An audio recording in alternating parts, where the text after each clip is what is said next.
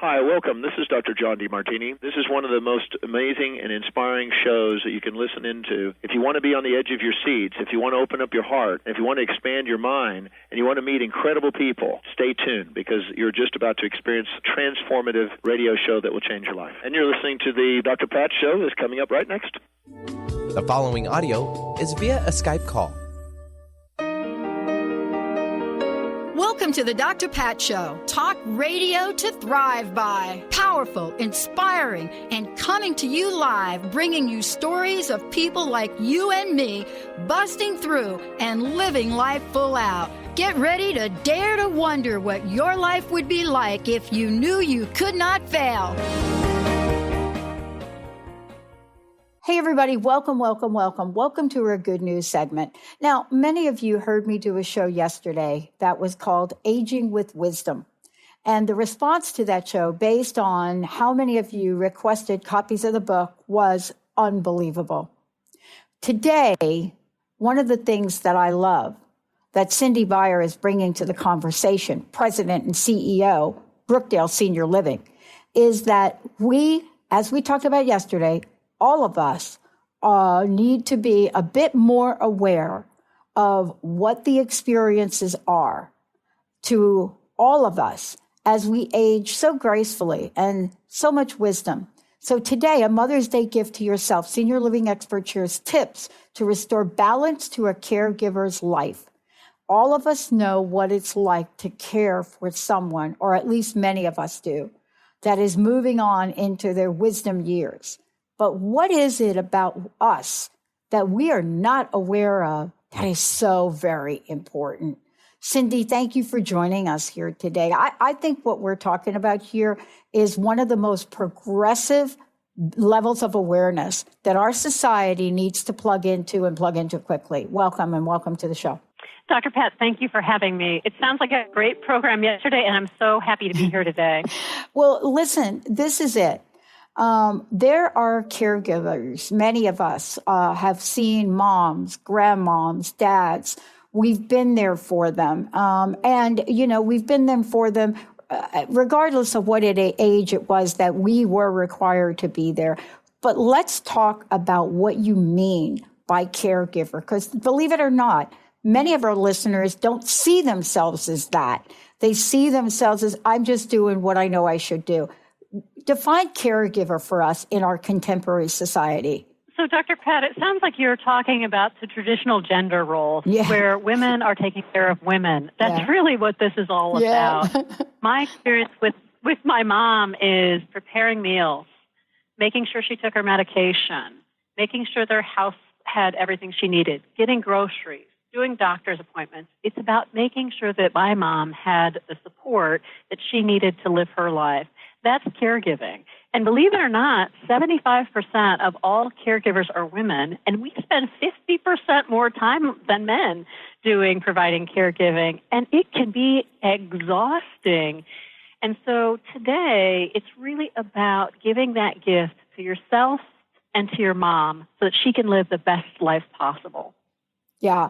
I mean, this is something that goes generationally. I mean, this conversation, we can go back hundreds, if not thousands of years and look very specifically at the role of women as caregivers. Fast forward to where we are today.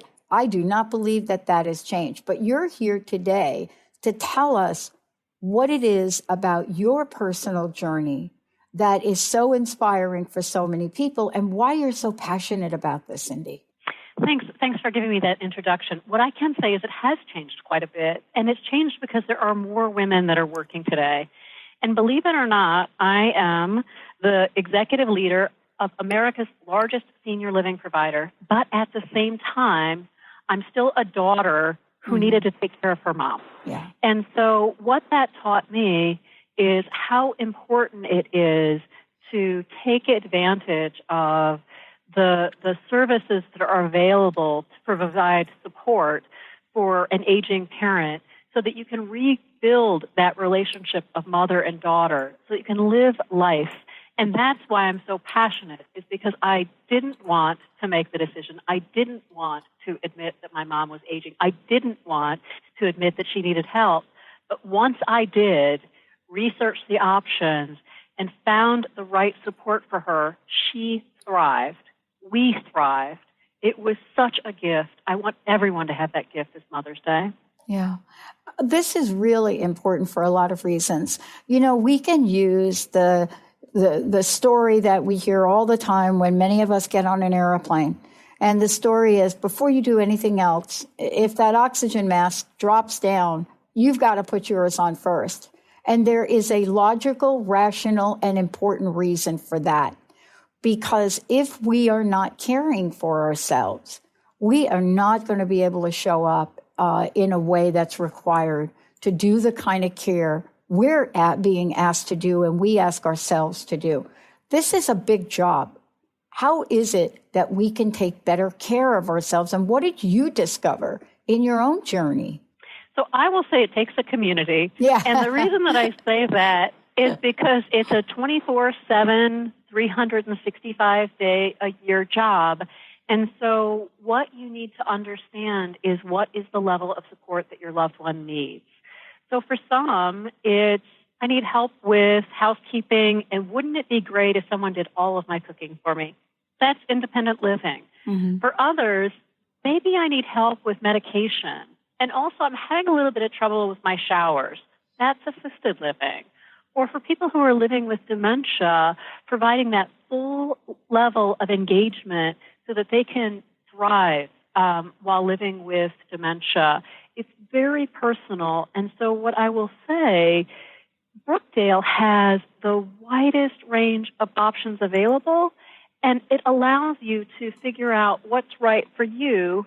And it's important to know that we change lives one day at a time. It's all about options. It's all about finding the good fit. And you can find all that information at Brookdale.com. Yeah, I mean, this is for me, this is a big conversation for a lot of reasons. I was talking with our listeners about the latest research on Alzheimer's and table tennis, aka ping pong. And there are now studies that show that people that engage in playing ping pong reduce their recurrence of memory loss. And this is really the phenomenon. This has changed. The world we live in now, and Brookdale is out there with BrainFit, the Ageless Spirit, all of the above. I mean, there's so much that you're offering. Has the landscape changed when you think about... It absolutely has changed. Okay, One of the things that we have found as we have broadened our knowledge of aging is that dementia in particular, there is a journey that you go through. And so our ClareBridge programming is the best in the nation at giving people the touch points that they need to really be happy and excel. Let me ask you this question. What are the greatest challenges?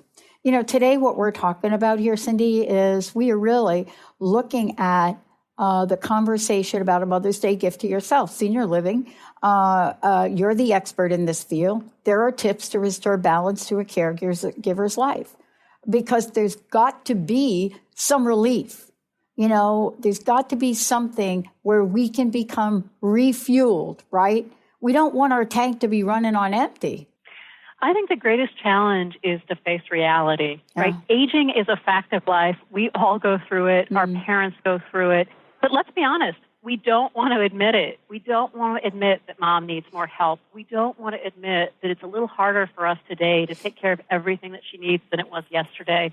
So I will say, starting a conversation, realizing the support that you need, and accepting help. Yeah. That's hard for us women, accepting help. And I love this because I want to ask you this question. I think one of the toughest conversations that any of us have had to face is the conversation with our loved ones, our parents, our whoever you're caring for, where we sit down and we say, it might be time. It might be time to really look at doing something that's going to be better to provide you with quality care. Isn't that one of the most difficult conversations? And what does Brookdale Community provide to assist with that? What I will say is that is the most difficult conversation, and so it's never too early to start having a conversation. And what Brookdale provides is it provides the tools to help you have the conversation. You can find the conversation guides at Brookdale.com. Mm-hmm. We can also help you by letting you come into our communities, have a tour, have lunch, get to know the residents and the associates.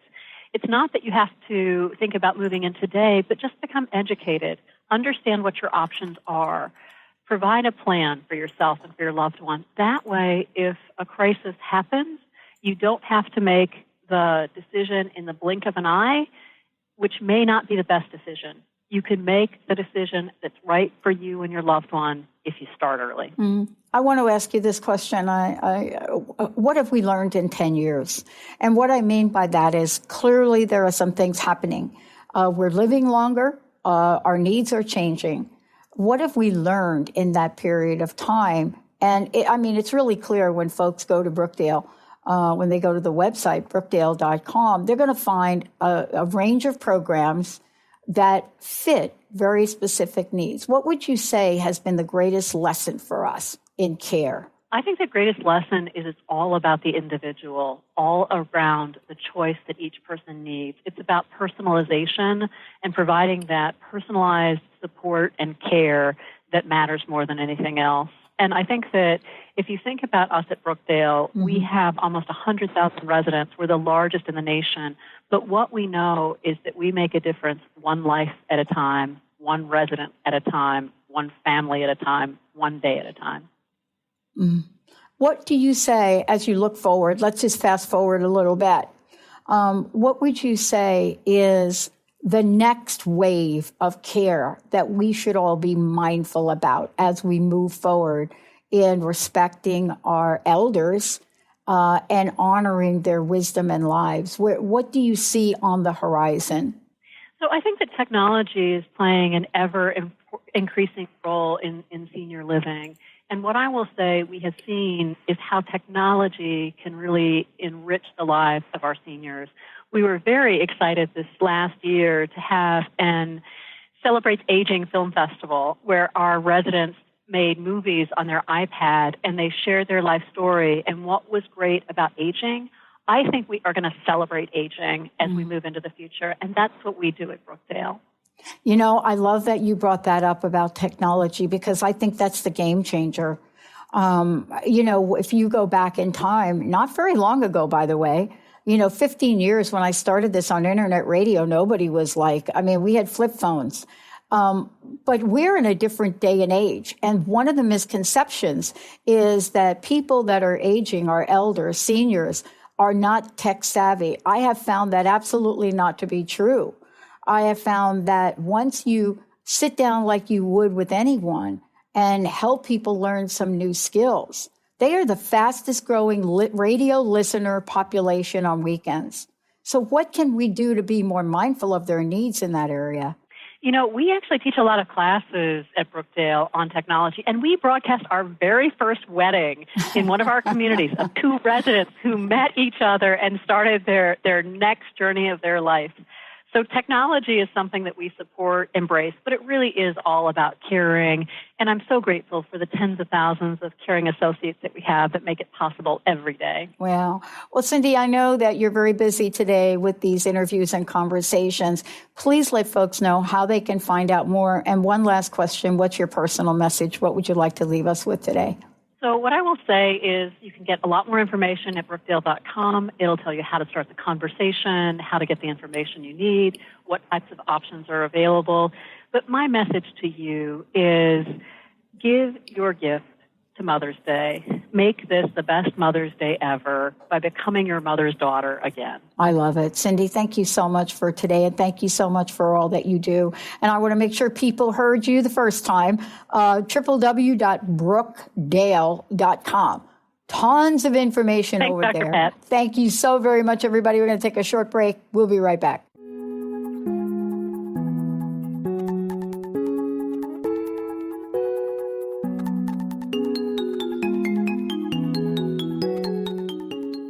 Hey, everybody, welcome. Welcome to our Good News segment. Since we started doing these segments, all of you have really given us some great feedback. And so this is something that we are going to continue to do. Today, a very important Very important conversation. I'm thrilled that Dr. Terri Gleason joining me here today as Director, Clinical Science Research and Development, Department of Veterans Affairs. Now, this is so important for many of us with histories and families in the military. This is what all of us are so eager and interested to find out more about. How does the VA, how do these medical centers stay on top of what the real issues are? And what is some of the cutting edge research? Well, Dr. Gleason is someone, distinguished research career, and much more, who is bringing the latest information to us to let us know what it is that we are uncovering for the people that have served us so greatly.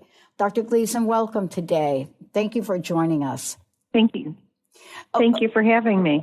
Well, many people don't know that there's actually a VA Research Week.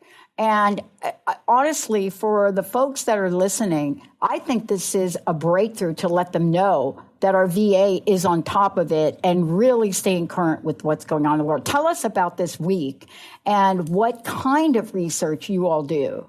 Yeah, so thank you. That is a great introduction. VA Research Week is actually an annual celebration to highlight the accomplishments of our VA research program. It's an opportunity to recognize the researchers who are actually doctors caring for our veterans at VAs who manage the research studies, as well as our veterans who volunteer to participate in research and without whom we would not be able to get the latest and greatest advances into treatment and healthcare. So Research Week takes place across the country. Various VA hospitals and centers host events, and veteran research participants, as well as the scientists conducting research, all get together as a community to talk about what advances have been made and talk about what great research the individual facilities are conducting. So, for the many people that are listening today, we are all very familiar with the loved ones, the people in our own families that we know have served. And I think that to hear for many folks that you all are out there researching and the role that you play is all in service of providing high quality care. I don't think anybody listening to this show or anybody that is even remotely familiar with the people that have served don't care. We care. We care that you are doing this. Tell us about how important it is for the VA to be on the search for quality care. So the quality care, I think, depends on the knowledge that is produced from scientific research. So our overall goal is absolutely to improve veterans' lives through research results and to know, the most current, the highest level advance that we can actually implement into a veteran's treatment. Not only treatment, but also research studies might look at early diagnosis and ways to prevent disease and so forth. So our research spans across that, but I'm just trying to emphasize, as you did, the importance of this activity. Without research, we wouldn't be making advances in healthcare across the board. So that's the importance of the program and the topic that we're talking about. Yeah, let's talk about, let's give folks a bit of history if we could, because they would want to know, okay, what role have you all played in the past about research advances and innovations? And I would love for you to take us back in time and talk about, some of the award-winning scientific discoveries and other discoveries, because I'm so thrilled that you are getting the word out, because most people don't know. They don't know. Oh, yeah, that's a great question. We'll take a historic peek just for a minute. Yeah. VA research has been in existence for over 90 years. And so the accomplishments are obviously very, very lengthy, but it begins in time, I think, with a effort to conduct clinical trials early on for tuberculosis and how that actually influenced VA to support research and for research hospitals to be located near academic centers. So there would be a thriving synergy across the board between the hospitals and research, and what that has built as a system just continues today. Specific examples, though, historically that folks might be aware of include discoveries or inventions like the implantable cardiac pacemaker, the nicotine patch, and mentioned more recently a trial that showed the benefits of the shingle vaccine, and that shingles vaccine actually applies to anyone, veteran or non-veteran, over age 60. And so those are just some recent examples, but it goes across the board in terms of medical conditions. Okay, so for folks listening today, there's so much that we know or believe we know about what some of the issues are that people that have served experience, but I don't think they do. You know, for many folks, what are we looking at here? Are we looking at cardiac? Are we looking at chronic? Are we looking at mental health? Are we looking at spinal cord injury? Give us the little bit of a depth and breadth of, you know, what research has been able to provide in terms of innovations. Yeah, so the short answer to your question is yes, all of the above. I think it's exactly as you stated. Folks will think if we're talking about VA research, we're talking about conditions or injuries that arise from military service and are treating and caring for veterans with post-traumatic stress disorder or an injury such as an amputation from an explosion and so forth. However, our program is actually focused on all conditions that are relevant to veterans. So you mentioned a few, such as cardiac care. We have a long history of hypertension and cardiac research. We are highly promoting clinical trials for cancer and looking for solution across the board for all the cancers that would impact the veteran population. Diet, exercise, those are great candidates for clinical trials we might be sponsoring. And so the list again goes on because anything that's of relevance to the veterans is a potential target for a research study that we would sponsor. I want to ask you this question. I know we only have a few minutes left. I want to take a look at the future now, and I want to ask you about future research, future advances, and of course, how people can find out more. So let's give out a website first, and then let's talk about what do you have your eyes on in the future? Okay, so the website, thank you for asking, is www.research.va.gov. And that has information about VA research as well as how to participate. And then in looking for the future, I think we're all moving towards an era of more personally directed medicine. It's referred to, I think, pretty commonly as personalized medicine, where people can tell from, or I should say providers can tell from you as an individual what treatment would be most effective. And the second thing I hope that we are working towards is to have more than one solution in our toolbox. So maybe for PTSD, psychotherapy doesn't work for everyone, but maybe there's a medication as another tool, or maybe we know what the combination of a medication plus a psychotherapy will look like in a treatment plan.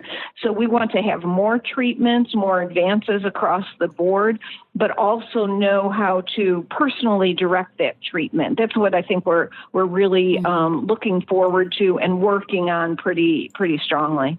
You know, the last question I want to ask you. I believe that the VA has such a wide and broad range of folks that have served our country in terms of the diversity of illnesses that they may have. How does the VA help set let's just call it a standard for the rest of the medical community to say, wait a minute, this is what we're doing over here. Can you partner with us? How do you connect with medical centers outside of the VA for collaboration? Oh, that is such a great question. I think because someone way back in the day had the foresight to co-locate our major VA hospitals next to major academic affiliates, we have a diffusion of intelligence that occurs naturally. A lot of our VA doctors have appointments at the academic affiliates. And so I would say it's virtually seamless in terms of an academic type of partnership that you're asking about. But it extends way beyond that. We're interested in partnering with, individuals, companies, foundations that have potential solutions that we need to include in research studies. Yeah, I think all of us across the board, whether it be our folks that have served or the general population, we are all seriously concerned about the rise in mental illness as well as cognitive dysfunctions that are happening. And so it is so honoring to know that you all are out there researching, because this is the only way we're really going to get at what it is we can provide for remedies. So thank you so much. One last question. What's your personal message? What would you like to leave us with today? Well, again, I want to thank the volunteers in our research studies, which are our veterans, but also the scientists to bring the most important questions forward. I thank you for sharing the message. I think your thoughts resonate with a whole bunch of people in your audience, and I appreciate that. Wow. Thank you so much. One more time, website. www.research.va.gov. Awesome. Thank you so much. We're going to take a short break, everyone. We'll be right back.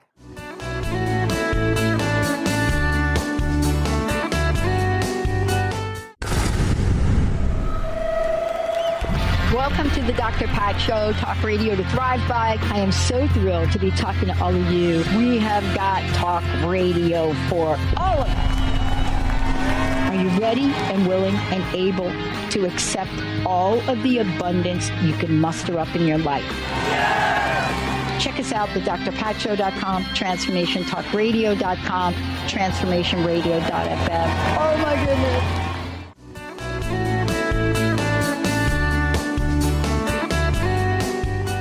Hey everybody, welcome. Welcome to our Good News segment. I'm so thrilled today to have Dr. Kristi Funk join us here today. Why? Beating breast cancer one test at a time. Dr. Kristi is surgeon to the stars, author of Breast, the Owner's Manual, arms women with up-to-date tools for detection, prevention, and treatment. This is such an important conversation right now. Many of you know that we have done so many shows about what it is we should know, how we should know it, and what we need to do. Today, so thrilled to be talking with her about what is it we know, what is it we think we know, and what should we really know. Dr. Funk, thank you for joining us here today. Welcome. Thanks for having me.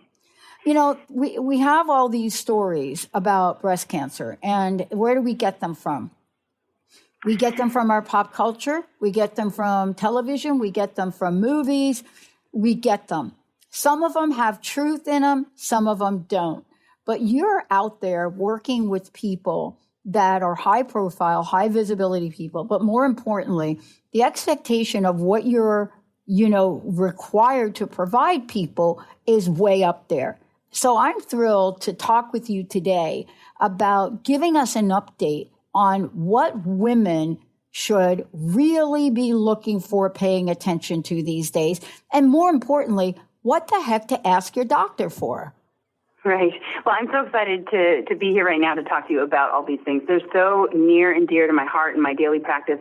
This book, Breast, the Owner's Manual, isn't like a data dump of everything I know as a physician. It's more like a passion project for me. I feel like I was born to write this book, to come alongside women and right as though we're just two girlfriends chit-chatting over coffee, although every fact I say is steeped in scientific research and backed by fact. So one of the biggest surprises to women is that they thought they were sort of immune to this disease because it didn't, quote unquote, run in their family. Right. And they are very shocked to find out that if you look at all women with breast cancer, 87% of them don't have a single first-degree relative with breast cancer.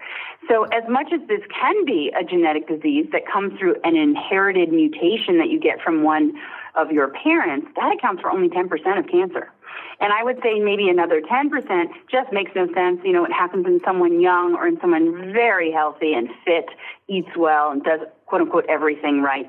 But then you've got this 50 pushing towards 80% of all breast cancers on planet Earth that could be eliminated if women understood that the daily choices they make, largely regarding food and nutrition, but also all of their lifestyle behaviors, these choices together move them closer to cancer or farther away. And in Breast the Owner's Manual, that is what I do. I teach women how, backed by science, each of these choices can be made to create a body that is anti-cancer and not pro-cancer.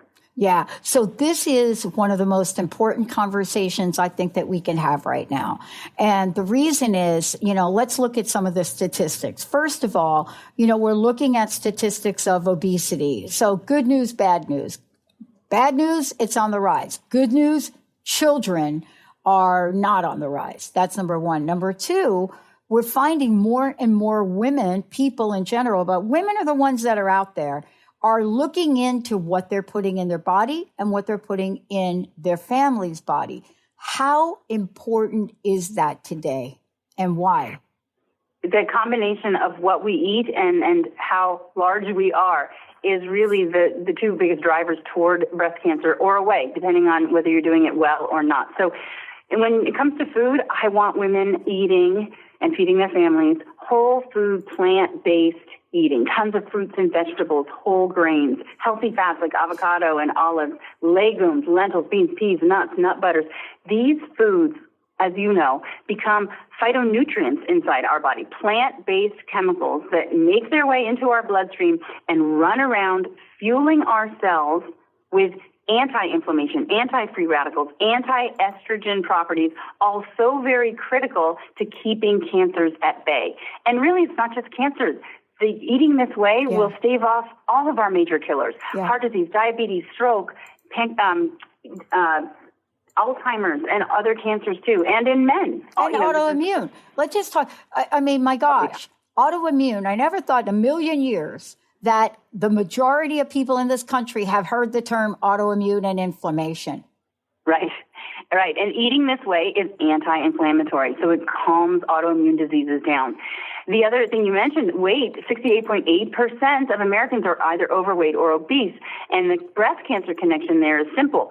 Fat cells literally turn steroids like testosterone and other things from an adrenal gland into estrogen. And since estrogen feeds and fuels 80% of breast cancer, the more weight you're carrying around, especially after menopause, the higher your estrogen levels are. Not enough to make you fertile or stop hot flashes, but plenty high enough to fuel a cancer. So being overweight is a huge risk factor. It doubles the risk of getting breast cancer, and once you have it, it doubles your risk of recurrence and of death from breast cancer.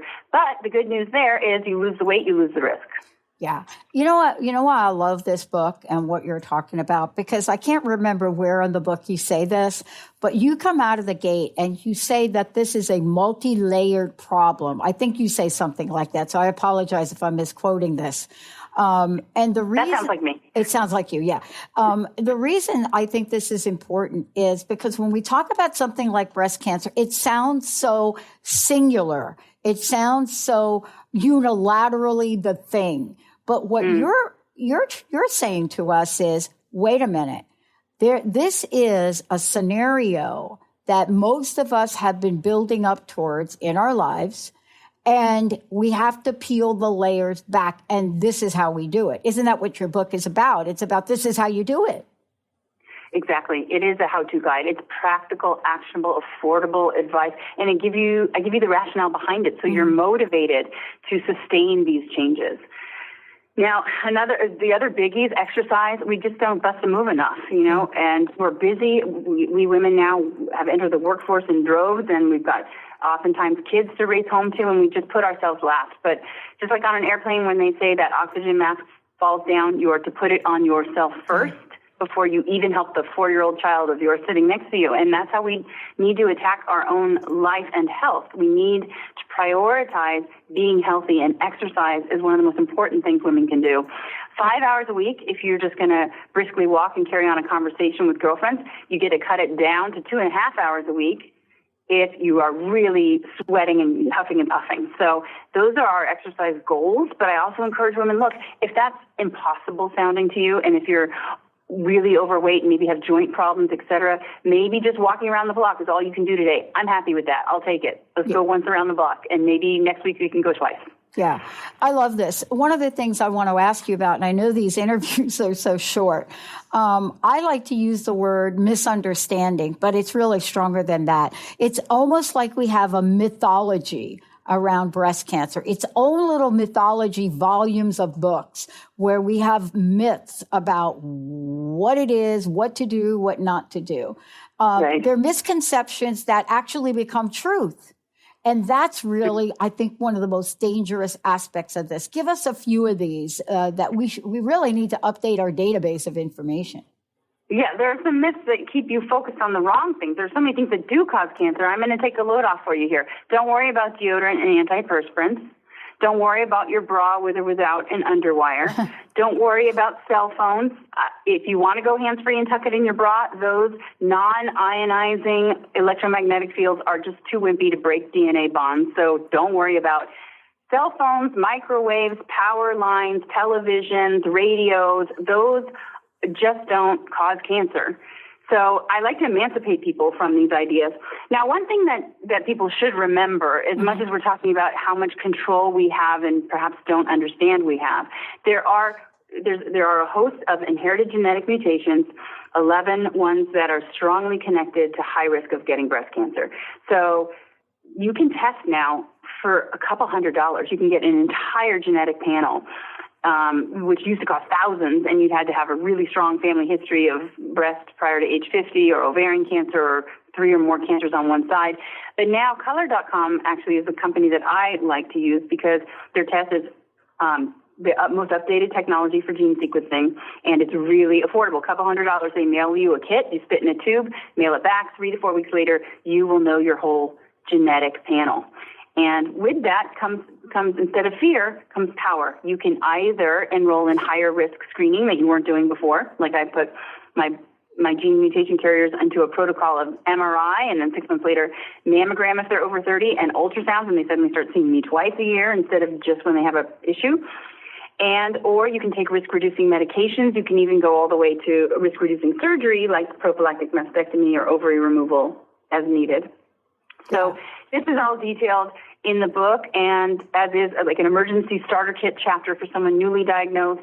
I delve into everything from a pathology report to the state-of-the-art treatments that they might want to consider. I just help a woman navigate. It gets so confusing so fast. Yeah. Well, before we, forget to do this, I want to tell folks how they can get a copy of the book, how they can find out more about what you're doing. What's the best way for people to do that? breastmanual.com. Lots of information and links to purchase the book. Okay.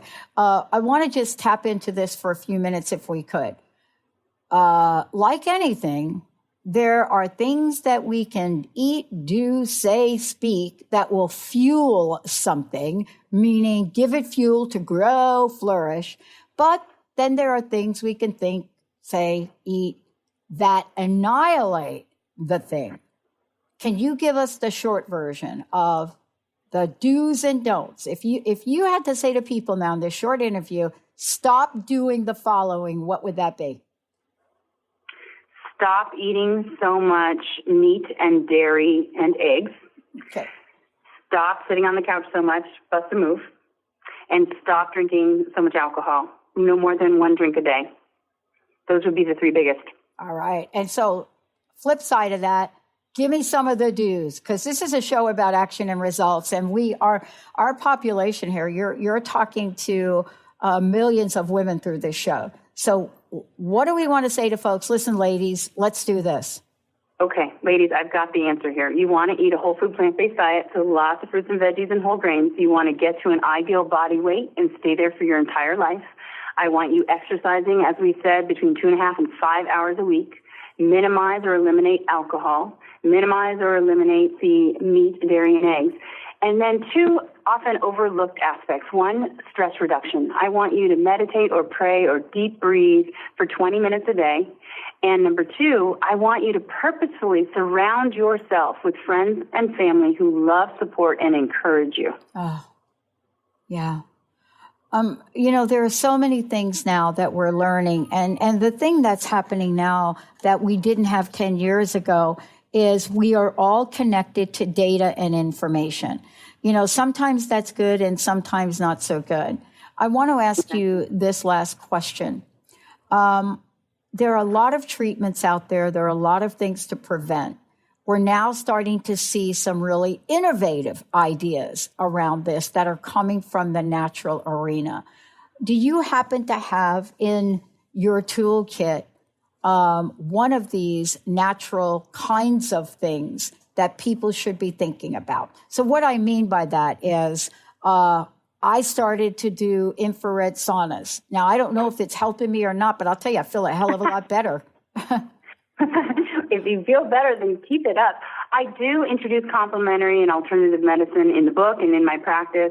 I am a strong believer in meditative yoga, tai chi, exercises like that, as well as acupuncture, specific herbs to address certain side effects and problems that come along with cancer treatment. A new hot button is cannabinoids, CBD oils, which are non-psychotropic, which have very powerful anti-cancer properties associated with them. So there's a lot that you can do now and a lot on the horizon to explore. I love it. I want to thank you so much. One last question, and please, let's give out your website again. One last question. What would you like to leave us with? What would be your personal message? My personal message would be that I want you to not be too hard on yourselves, ladies. Do your best and forget the rest. Eat well, live well, love well, but then let it go. Wow. Website again, please. And how do we get a copy of the book? breastmanual.com. All the links to all the major book retailers will be there. breastmanual.com. And I want to thank you personally. I've lost too many of my friends to this disease and have had to learn about some of the things you talk about in the book. And I love that you're telling us to remember to put our friendships and love in the forefront, especially for ourselves. Thank you so much, Dr. Funk, for today. Thank you. Thank you. All right, everybody, short break. We'll be right back.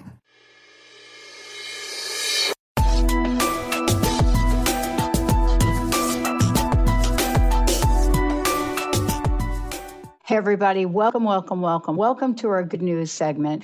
Many of you have heard me talk about a very dear friend of mine that passed away several years ago from horrific information he got about the brain tumor that he had. Today, there's new hope for innovative treatment options in brain cancer care. And joining us here to talk about these, as May is Brain Tumor Awareness Month, is Dr. Stupp, the medical director at Malnati Brain Tumor Institute at Northwestern Medicine in Chicago. Dr. Stupp, thank you for joining us here today. I believe that what we're starting to see now, just like it was with breast cancer, is we're now seeing more and more people that we know in our close circle having the diagnosis of a brain tumor. Is this on the rise? And today's show is about hope. But what has changed in the past several years here? Thanks for having me. Numerous things have changed. Okay. That we talk about, that we are aware. We have better diagnostics. Before, patients were just, something was wrong, would pass away with even out the formal diagnosis. We have now all across the country expert centers like our Malnati Brain Tumor Institute here in Chicago, where we have a team of people who will dedicate their career and all their efforts to take care of patients with brain tumors. We have better diagnostics. We get MRIs easily, and they're available, so we can diagnose the brain tumors early. We have great surgery today and surgical tools that allow to better resect the tumors, to resect them safer, to resect more of the tumor, which is all important for the overall outcome and prognosis. We have better treatments afterwards, whether this is modern radiation, this is combined with chemotherapy. We have some targeted treatments on the horizon. We have tumor treating fields. And we have a lot of investigations and interest really taking care of this segment of tumors that are rare, but all as important as the more frequent tumors. Now, Dr. Stupp, this is your life's work, and I so honor the journey that you're on and the work that you're doing, because I think that we are now seeing more and more awareness. Even if we believe that all brain tumors are the same, which they may not be, we are aware of them. We see it. You know, we saw it with Senator Kennedy. Now we're seeing it with John McCain. Tell me this. What is it that people are being diagnosed as having, and what are the signs that people could now start to pay attention to more effectively? So we're talking about primary brain cancer. So this is disease that arises in the brain. And indeed, we have both Senator McCain and a decade before Senator Kennedy suffering from this disease. We now know that on a molecular level, there are several subtypes. This is not all the same tumor, and it allows us to better characterize, diagnose, and also individually treat the tumors. We have better supportive care, so we make sure that we do less damage and we really can better focus on quality of life just as much as life. Our population is aging, so with more and more people getting older, and this is a tumor that arises more frequently in the elderly, so we also diagnose more of these tumors as the population is aging. Mm-hmm. And so people, you know, as we look at this becomes really difficult, doesn't it? Really, when we looking at some of the symptoms and what to be aware of, because some of the symptoms we see, you know, let's talk about them, can also be confusing and written off as, oh, you know what, you're just getting older. That's it. You're just getting older. That's just like the stuff of getting old. But it doesn't matter whether the public is aware or not aware. What matters is that we're providing this information so people can make informed decision, right? Yeah, so I think it's, you know, in some patients it may be mistaken by just being getting older, or this is Alzheimer's or dementia. But we readily now would get an imaging in the brain before we just give somebody a diagnosis of having the brain getting older, and will detect a tumor. And then it really depends where the tumor is located, whether it is just personality changes, people getting depressed, memory loss, or whether there is stroke-like symptoms that they can't speak anymore correctly, or they lose the function in an arm or in a leg. What we also see sometimes is seizures. Because where the tumor is located, it may cause a seizure, and patients would come to emergency room with a seizure out of a blue sky. I think the big difference today is that we readily go to imaging technology, MRI, CAT scans, and that will actually reveal the nature of the disease. You know, isn't it really fascinating, the advances now we're making in technology? I mean, I am just so amazed by what we're discovering, and things we're discovering that haven't even been used yet, like nanotechnology. I want to ask you this question.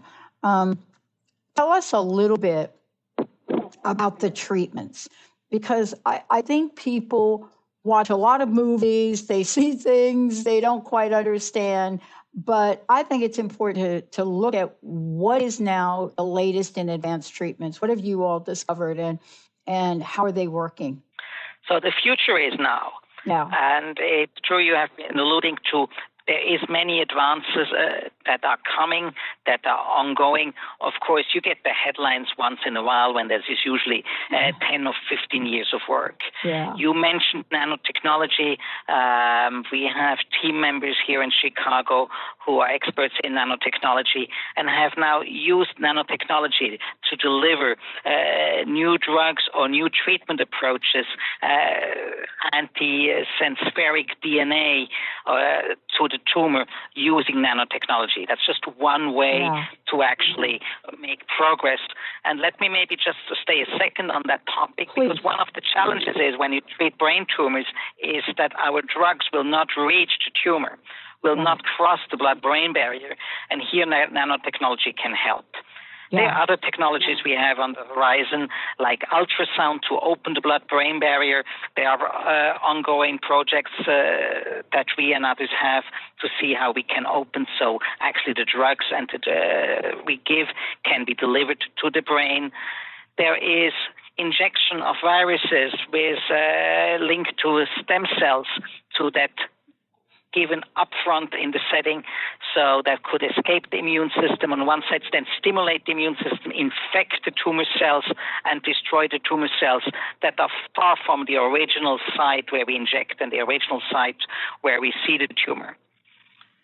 Yeah. Last but not least, go ahead. No, please go ahead. I think that, based on what I've been, hearing people talk about here, there's almost like this exponential acceleration of new ideas, techniques, and approaches to this. And you know what? Excuse my ignorance, but it almost sounds like it's overnight. Now, I know you've been working for decades on this, but it sounds like there's so much possibility now.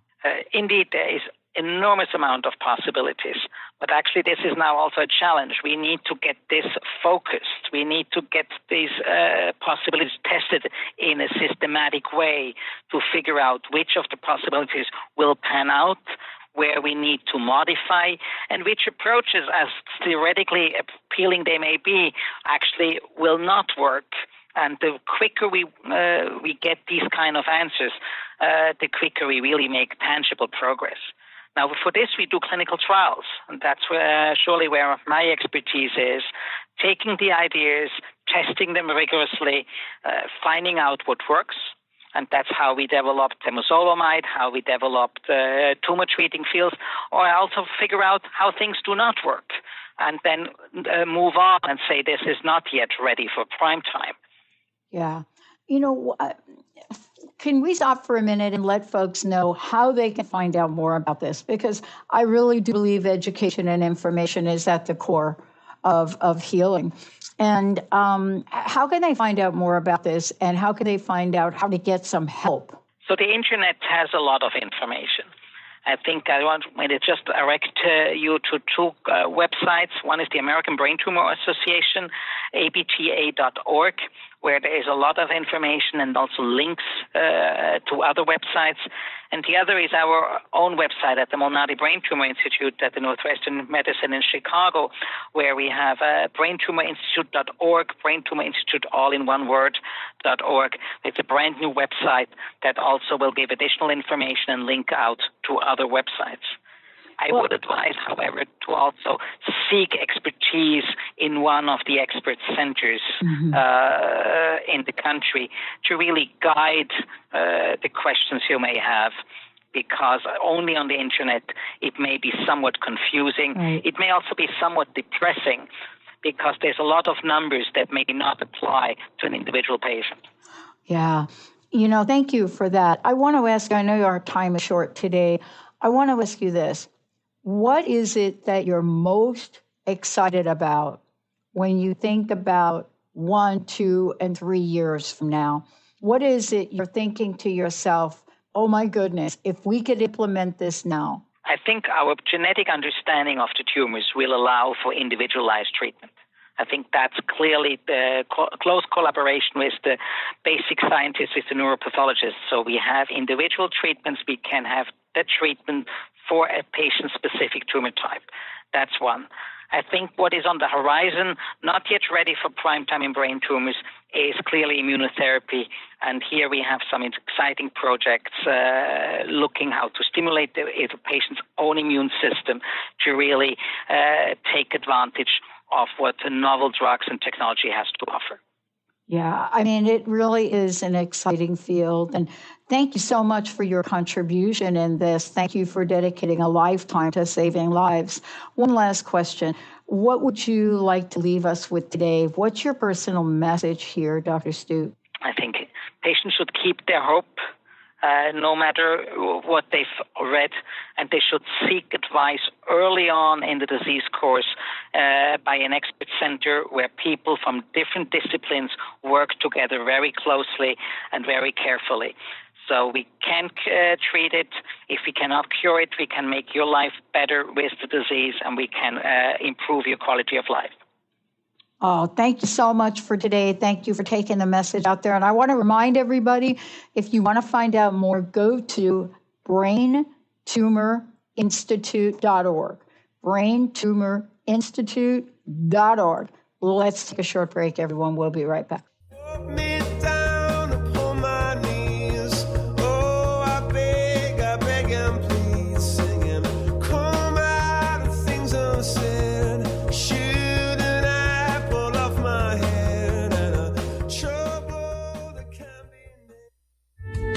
The preceding audio was via a Skype call.